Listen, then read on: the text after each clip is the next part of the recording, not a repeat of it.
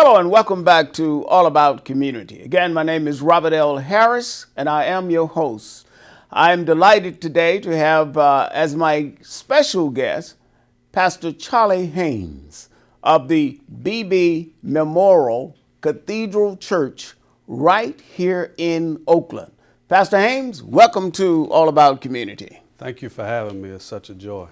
Now, Beebe has been around for how many years? Since 1925. That's a long time. Yeah. And we're going to get into that in a few minutes, but let's talk for a moment about your background. Where were you born? Where did you grow up? Yeah. So I was born and raised on the south side of Chicago, Illinois. I literally spent the first portion of my life in Chicago. Educated in Chicago public school system, went to Chicago State University, and then after that matriculated at Garrett Evangelical Theological Seminary, which is at Northwestern's University campus for my master's degree. And then from there I went to SMU in Dallas, Texas, Southern Methodist University, for those who are not familiar, for my doctoral degree. So originally born and raised Chicagoan. Still love Chicago, still have affinity for certain foods, yeah. You know what they used to say about Chicago, at least I grew up in the country, and they would say, Chicago, she in the car and the car won't go. Oh, I heard that. Yeah. That's a new one. She in the car and the car won't go. Yeah. Your pastoral experience, how old were you when you first started in ministry? So I accepted my call to preach at the age of 17. 17. Yeah, so, and then I got ordained at 19. And I served the church when I was 19, and then my first official church was at the age of 22. And where was that church? Evanston, Illinois. So that's the first suburb north of Chicago. And when you left there, did you come to California? Yes. So. And where did you end up in California? So first place I served in California was in Southern California. I built a church in Compton, California. Compton? Yeah. So I lived in Carson, but I pastored in Compton, which is basically neighbors. All right. And how long were you there? So I was there for a year. We got a church that had a 12-and-a-half-year stall, meaning that they started to build, but they ran out of funds and couldn't finish it for 12 years. And the Lord will have it that the people that came together at that time wanted the project done, and we worked together literally day and night for 90 days. And from August to December, we walked into a new edifice, and then at the end of that year, the bishop said, I have another assignment for you. And where was that assignment? And that was Beebe Memorial CME Cathedral. Yep. And how old were you at that time, if I'm not exposing your age? I mean, a young man like you should be proud of your age. Right. So at the time, I was 29 years old. 29 years old and coming to pastor Beebe Memorial Church right here in Oakland. Yes. And tell me, when you arrived at Beebe, how many members did you have? Wow. So it was a huge edifice, but we only had active at the time 81 members. 81 members. Yeah. And at the height of your membership there, where did it extend? Where did it extend to? Yeah. So at the height of our growth, we went from 81 to 3,400. 3,400. Yeah. Tremendous support. Yeah. Why do you think that happened? I believe that we grew really out of relationships. Old school evangelism, which works for some, is knocking on doors. What we attempted to do back then and continue today is to really involve ourselves into the lives of our members and make that relationship matter so much that people want to be a part of it. And what do you think thus far at Beebe has been your one of your major accomplishments? Maybe several of your major accomplishments. It's really, I would say maybe three. One, the membership growth, the spirituality of the church, vibrancy. Now we've built the church where it should last for another legacy, another 20 years or more. And I think the second thing is that we've made Beebe Memorial Cathedral a national pulpit. And what I mean by that is that there is not a speaker nationally or internationally who has not crossed the doors of Beebe Memorial Cathedral. So, for example, the late Senator Ted Kennedy graced our pulpit due to our own Congresswoman Barbara Lee. We've had, the Reverend Al Sharpton, Angela Davis, just to name a few, who have come through. So not only we've provided spiritual impact, but we've also tried to provide a political voice for our community. And speaking of political voice for the community, any thoughts on the current election that's coming up? Absolutely. It's Biden-Harris all the way. Yeah, absolutely. Yeah. Well, I'm certainly in favor of that ticket. That's for certain. Yes, sir. I understand that you are now seeking to become a bishop in the church. How does that work? And what is that all about? So, first of all, for me, it had to be a call, meaning that I had to feel God's sense of urgency that this is something that I should do. And the reason that's important because, again, I am Oakland. I just received my 18th appointment to Beebe. And here it is that, I've been ingrained in the culture of the Bay Area. So I feel that I'm part and synonymous. So to say I'm going to offer myself as a candidate or aspirant for bishop means that I will transition out of the role of pastor or senior pastor to a more global or regional role as bishop. And we're going to talk about in depth how that works in just a moment, but we have to go to break, so don't touch that remote.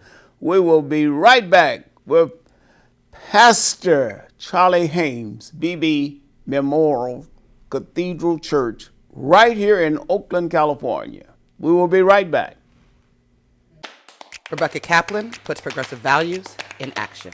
We have a responsibility to stand together in solidarity. For those who are breathing toxic air every day, we will continue to work together to strengthen our efforts.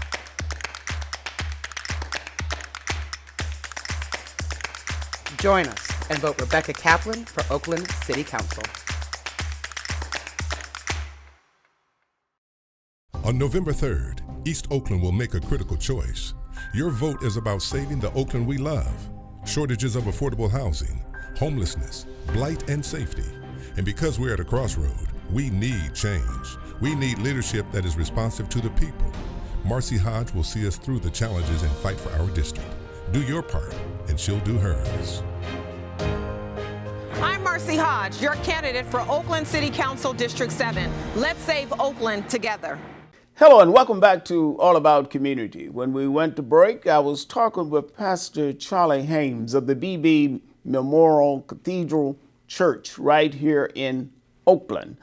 And Pastor Haynes was explaining to us about becoming a bishop. I think he referred to it as the fact that he got the call. Mm-hmm. So Bishop, almost. I'm calling Bishop already. There's something to that. How does that whole process work, and what steps do you have to go through? So it's varied steps. First and foremost, I want people to be clear that it is a political process, that you have to garner 50 plus 1% of the vote of the voting delegates of the General Conference body, which meets every 4 years. So generally a typical campaign starts 4 years before the General Conference. So I've been running already, if you will, for the last two plus years. And when is the conference? It's scheduled in Cincinnati, Ohio in June of 2022. 2022. And how many bishops are there in the CME church? So historically, out of 150 years, this is our 150th year, we've only elected 63. A total of 63. Yes, in 150 years. That's not many. No, and only one woman. So this upcoming election, we will elect 3 bishops.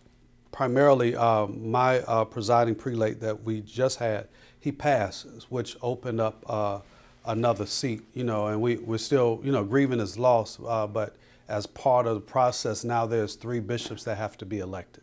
So it's going to be 3 bishops. Mm-hmm. Oh, and where will they be elected from?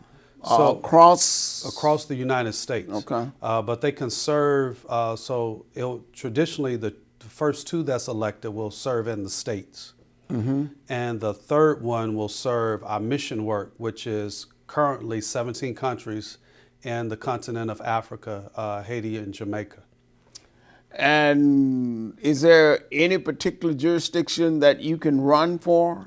No, you have to run for the office, and then the church decides. The Episcopal Committee decides where you will go. And the good news, and again, unfortunately for my bishop, but good news is because he passed. This district is now open, meaning that I could potentially come and serve. Who was the bishop that passed in this jurisdiction? Bobby R. Best. Well, I think. Yeah. I didn't know he had passed. Yeah, he battled cancer, a kind of rare cancer for about 2 years. We all thought that he was healthy and was, going to beat it, and life just took a turn. And so he's the jurisdictional bishop for this particular area. Yeah. The Western region has 150 churches, as far as Alaska, down to Oklahoma, Alaska, Arizona, New Mexico, Southern Cal, and Northern Cal. Now, I suppose that you will probably be one of the younger bishops in the church? That's correct. That's correct. Well, we need young people involved. Yeah, absolutely. I won't be the youngest. No, right? One of the youngest. Right. Definitely will be. Yes, sir. Well, that's good. Now, what can people do if they are interested in supporting your candidacy, since you said it was a political process? Right, absolutely. Well, and let me explain. We do need donations to travel around the country to put our information out. Right now, we're not traveling, but what we're doing through social media, Facebook, Instagram, Twitter, we're putting out information. In fact, we're scheduled this week to have a conversation. We do a monthly highlight for the campaign on various subjects. So you can go to my website. What is the website? It's HamesForBishop.com. That's the name HAMES, the number 4, Bishop.com. And it lays out everything that you can imagine of what the process is, my campaign, my story. It's all on that website, and how you can donate. And we're taking donations of all kinds of sizes. Great. Now, you have been a leader in this community. As a matter of fact, if I recall correctly, and I know I'm recalling correctly because I sat with you on the board of the Oakland African American Chamber of Commerce. Yes, You've sir. been the chairman of the board. Yes, sir. Can you talk a little bit about the Oakland African American Chamber of Commerce? Absolutely. I think right now we've been blessed that our Oakland African American Chamber of Commerce has become not only a vital force for the city of Oakland, but has become a clarion call to people to come together. We attempted then and continue to rebuild relationships with our community, with our small business sector. Many times African American businesses often fail 3 times as much as the white counterparts. And what we've tried to do is not only resource our small businesses, but be advocates for them and to connect them with other individuals so that their businesses can thrive and flourish. And you think the African American Chamber of Commerce is doing a good job in terms of relating to the black business community? Absolutely, absolutely. I mean, this last effort of the Resiliency Fund of raising $1 million to really just to pour back into small businesses and tell them that you still matter, that even though COVID has rationed our community. We want you to still thrive in the midst of this. So I believe that OAACC is doing not only a phenomenal job, but is making a lasting legacy impression. Making a lasting impression. And that's so important because you need to understand that belonging to the Oakland African American Chamber of Commerce is good business. It makes good sense. And if you're not a member, you're depriving yourselves. You need to join now. Need to join right now. We're going to come right back in a few minutes. Again, my name is Robert L. Harris, and I am your host. We're speaking with Pastor Charley Haynes.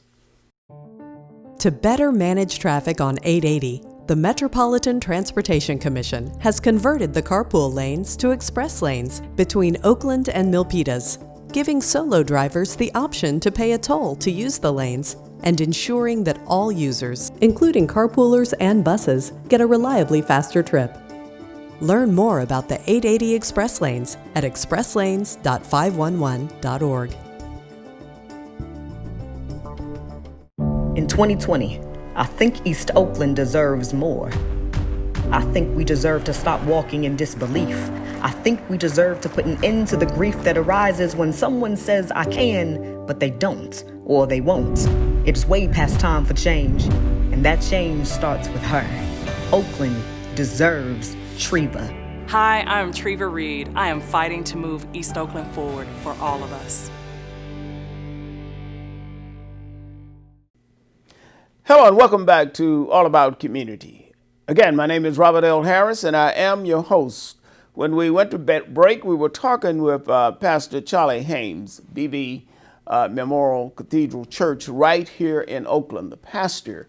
Pastor, I want to ask you, why should pastors be involved in the community? Well, I think one of the old theologians stated that you ought to have the Bible in one hand and the newspaper in another. That you can't be relevant if you're not connected. You know, and who are you preaching to? Or who are you preaching with? So it's critical that every pastor on some level get involved in the community. And watch this, you don't have to all be doing the same thing. There are some pastors that are street marchers. They can get out on the street and connect with people. There are some pastors who work at the level of policy and change from there. So every gifting has a place and a purpose. And I believe that every pastor can plug in somewhere and serve the community. And of course, Martin Luther King Jr. is a perfect example of that, having led the civil rights movement. And in current day, Pastor Sharpton, as Al Sharpton has been very much involved. I believe it's the Action Network. National Action Network. National Action Network. And I believe you are a member, you're head of the chapter, aren't you? Yeah, I served as president of the Oakland chapter for National Action Network, NAN. And currently I'm just one of the ambassadors, due to my running for bishop. So I had to give up certain things. Well, that takes a lot of time running for bishop, no question about that. Let's talk a little bit about education. Any thoughts on the role of pastors or churches in terms of education? Absolutely. I mean, historically, we understood that the black church in particular was the worship center on Sunday, and then it was the schoolhouse on Monday. So we have to keep that marriage going. But we haven't over the last, I'd say, couple of decades. That hasn't happened. Yes. Well, in some instances, but to the extent that it should, it hasn't happened. And the question is, why not?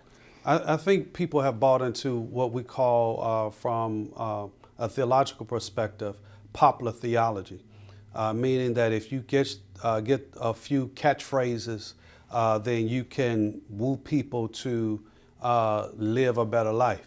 But we recognize that education is not only a pathway to success, but it's the way of our world. The more educated you become, the greater your impact could be for your community. And we have to have educated pastors, in my opinion, and some people might not agree with that, but we have to have educated pastors to help elevate the level of critical thinking and critical junctures that happen in our world. If we had educated pastors, I think that would change the trajectory of our upcoming November 3rd election. But because we have bought into the popular theology, or we have bought into reality TV as our medium of learning, we have lessened our capacity to make impact in the world. Wow. And I believe it was Malcolm X who said that education is our passport to the future. Tomorrow belongs to those who have prepared for it today. Speaking, of course, to the importance of preparing our young people. So is there a role in terms of the churches for teaching Black history, for example? Absolutely. I mean, I think this is one of the critical things that has happened, is that we've been so focused on mega ministries that we have made minor impact. And I think we have to reverse the curse. We have to teach our history. We have to tell people where they come from. It has to be infused in the messages periodically throughout the sermons, so people can have, we have a rich history as people of color. Absolutely. And people need to know that. They also need to know the struggle, because, we've been blessed beyond 2020. We've been blessed that we didn't have major plagues or major issues around economy. But now we're dealing with the struggle of it. And if we knew our history, we'll know that this too shall pass. Well, we certainly hope so, and of course it will. Let's talk a moment about voting. What is the importance of voting on all levels, the local, state, and federal levels of government? Right. I'll quote one person that says it this way: all elections start at the local level. That if you do not vote for your mayor, if you do not vote for your city council persons, if you don't vote for legislation that happens in your backyard, then you are basically contributing to the apathy that experienced in the community. Even for, if I can just divert for a minute, for the census, simply filling out the census, it takes less than 10 seconds. Right. And it's still a few days for you to fill it out. It's 10 seconds. You fill out the census. It can change how quickly the ambulance get to your house, what kind of funding you have for your schools, what kind of child care is provided. When you vote, that gives the same kind of acumen. So it's not just about who's in the White House, but who's in the Supreme Court, who sits at the Senate, who sits in the congressional office, who sits at the state local level, because many of the laws that we are experiencing happen in the state level. For example, whether or not churches get taxed, that happens at the state level. Whether or not there's resources for mothers who are low income with new babies but don't have a whole lot of income, that happens at the state level. So we have to be involved at every level. And involved we shall be. When we come back, I want to talk to you for a couple of minutes about Proposition 16. Don't touch that remote. We will be right back with All About Community. Again, my name is Robert L. Harris, and I am your host. Many families are struggling in Oakland today. I've been there. I was raised in the Acorn Housing Projects by a single mom. She worked 3 jobs to get us out. Today, the restaurant I started provides jobs and second chances to formerly incarcerated people. The nonprofits I serve create opportunity for our youth. On the City Council, I'll bring Oakland together to finally address our biggest challenges. I'm Derek Johnson. Let's meet this moment together. Hi, I'm Robert Bob Jackson. I'm running for City Council, and listen, I need your vote. I need your support. And also, I want to tell you that we're going to deal with affordable housing. We're going to deal with the homeless issues. We're going to deal with problems that's been in District 7 for way too long. I plan on making a change. Leadership you can trust. Vote for Robert Bob Jackson. I'm Robert Bob Jackson, and I approve of this message. Hello and welcome back to All About Community. Again, my name is Robert L. Harris, and I am your host. When we went to break, we were talking with Pastor Charley Beebe, Memorial Cathedral Church right here in Oakland. Pastor Haynes, I want to speak with you for a moment about Proposition 16, which will repeal Proposition 209, which was passed back in 1996. And it has had a devastating impact on affirmative action here in California. Matter of fact, it has outlawed affirmative action here in California. Can you speak with us and tell us the importance of passing Proposition 16? It's critical that it pass for one reason. We often talk about equality, but today we need equity. And there's a difference. Equality means that everybody has the same thing. I have an apple, you have an apple, right? But equity says that some individuals need much more to make the playing field level. So for example, if I get a 1.5 mile running start on you and the goal is only 2 miles, and yet when you start the race 1.5 miles behind me, you got to jump over obstacles, you got to dodge bullets, you got to watch out for the whales and the sharks along the way, and I can just walk into the finish line. That's not fair. Right. So this repeal, this proposal sets the playing field in an equitable way that our community will begin to now experience the same kind of advantages that other communities do. You already know that if you come from a 2-parent home, there's less, you have a greater chance of being successful than if you come from a 1-parent home. It doesn't matter, it doesn't mean that that person has not done a good job, but it's just the resources that that person has. So the notion that affirmative action discriminates against whites is nonsense. It's nonsense. It's hyperbole. It's not reality.